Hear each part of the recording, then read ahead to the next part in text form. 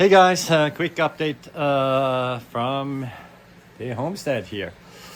Last night it went down to minus 13 Celsius, which is around 8 Fahrenheit, so it was freezing.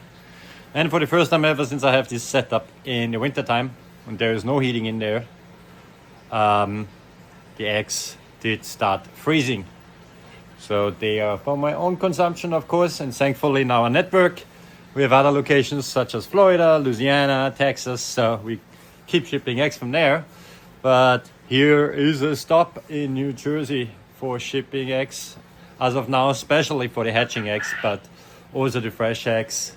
We put a hold on it now until the temperatures get better. I do have now a little heater there because I'm about to clean as well, as you can see.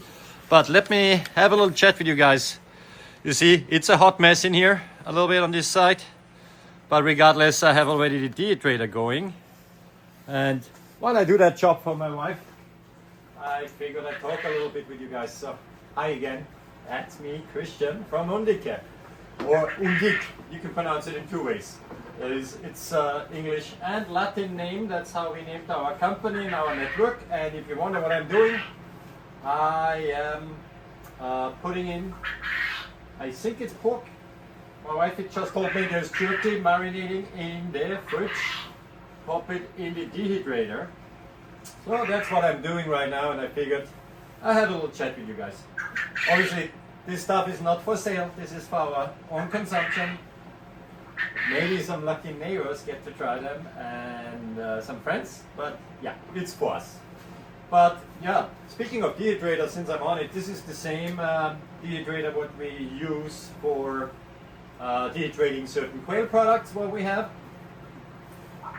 that machine now since 4 years, and I'm really happy with it. Originally it came with plastic kind of trays, and my wife is not the biggest fan of plastic, only where it needs to be, like here, even though this is glass. But she's not the biggest fan of plastic touching her food, and yeah, I get it. So that's why we bought these extra metal trays. And I think also in regards to the heat transfer, obviously metal is better for heat transfer than plastic stuff. So yeah, I popped that stuff in here right now. When we make our dog treats, we use a jerky gun to make little stripes down there. Have to see if I post a video about that when I do the next batch. But yeah, I'm happy to stand in front of it right now because it's still pretty cold. And while I do this, I'm obviously thinking what to do with this extreme cold. Not that I'm not used to cold. I'm Austrian, right? So in the Austrian Alps, that's where I'm from, Salzburg. In case you guys have seen the old movie The Sound of Music, that's the area where I'm from, and so of course I'm used to the cold. One of the reasons why I moved away was I just don't like the cold much. I mean, I used to ski and all that good stuff, and that's probably why I still have a ski jacket. But anyhow, yeah, I like it warmer, but New Jersey, I mean, I like it that we have the 4 seasons here. And in the last few years here, it didn't get that cold. I think this winter seems a bit special. We definitely had more snow this winter than last winter. I remember a couple of years ago we had a lot of snow too. Back then I took a little break from quail in regards to yeah, raising them. I think that's 4 years ago or so. And my wife and I just decided to make a little road trip, working from on the road. We rented a trailer and went down to Florida. Well, that was nice. Can't do that now that easily anymore, of course, since quail is my business. But I'm debuting from talking about the cold. You see this barrel here? I brought that in from the outdoor setup, and smart enough as I was, in the fall when I ceased using the outside setup because I had predator issues as well over the summer and things like that, I was not smart enough to plug in those. I have actually 2 pumps in there, to plug them in and completely drain the barrel and actually, you know, flip the water out. So of course it was freezing and it's about full until here, like that high in the barrel with ice. So I moved it in here into the garage. It's a detached garage, so there's no heating system in here other than the heat what the birds produce, which can be tricky in regards to the moisture building up and having condensation within the quail hut. I thought I had that problem under control, but not 100%, so I'm working on that too. But anyway, so it's in here now. I hope it will thaw on its own. If not, I mean, there's options, right? I can put hot water on top of it to make the ice melt and then pump it out to empty it. I have to clean it anyway before I use it for the new setup here. We shall see when I get the time to do that. There's a lot of things going on here on the homestead, but also in general with the business. Some exciting news. I don't want to share all of it yet, but just wanted to give you a little update what's going on. So yeah, while it's freezing, it's a good time to make jerky, right? Heats up the room a little. I love that. But also, you know, I have time to plan things, work on the website, work on product listings, work on developing new products, talking to the guys in my network. That's really important to me as well.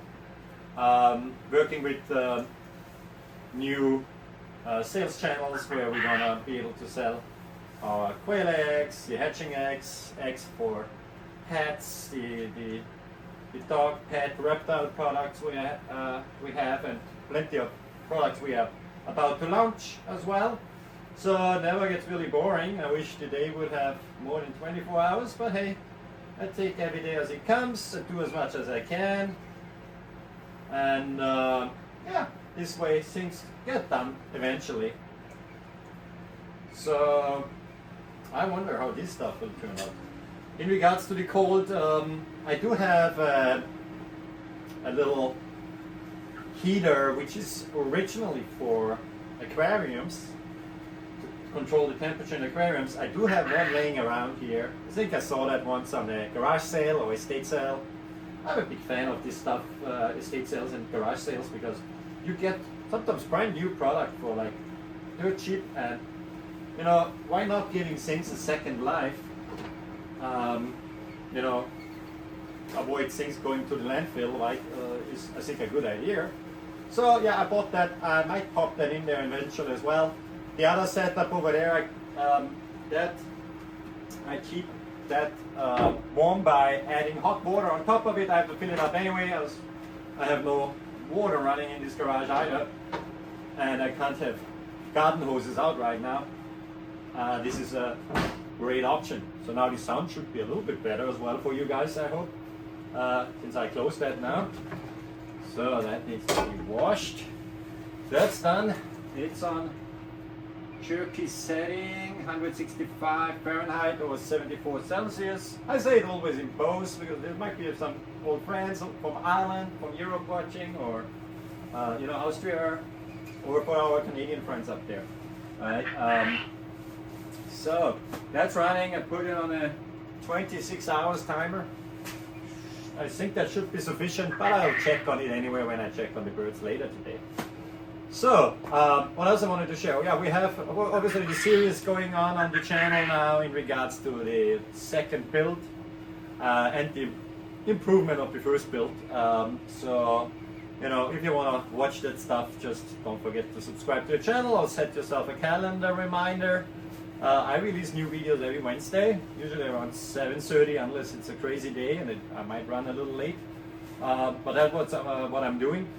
I have quail cages built coming up, the hut built coming up, the water system built coming up, and I hope I make it in a way that if the next winter gets as rough as this one, that I don't face as many problems as I do now.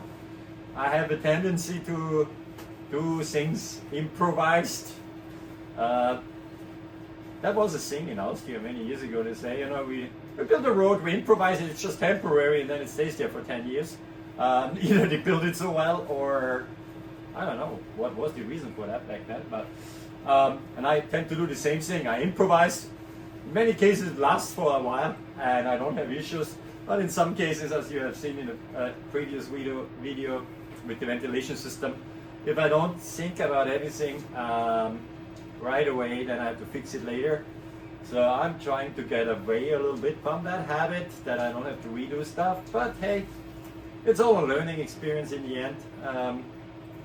And I love doing that. I love to learn. It's now, yeah, over 4 years that I have my company, over 4 years that I do the business.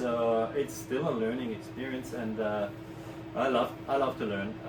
So yeah, I keep doing that. But again, like with all the setup, with the host system and things like that, I definitely wanna see what I can do in regards to improving stuff, that I have less work with it. There's a saying, right? Work smarter, not harder. So I'm trying to apply that here. The problem with my two left hands, yeah, it's not helping in regards to any things technical in a way of putting things together. That's not helping, but at least I'm good on the computer, so you know, everybody has their strengths and weaknesses. Anyway, thanks for watching this little update, and stay tuned for more to come. There's gonna be some exciting stuff, some things I messed up too, and yeah, come along for the journey. Have a good rest of your day and keep warm.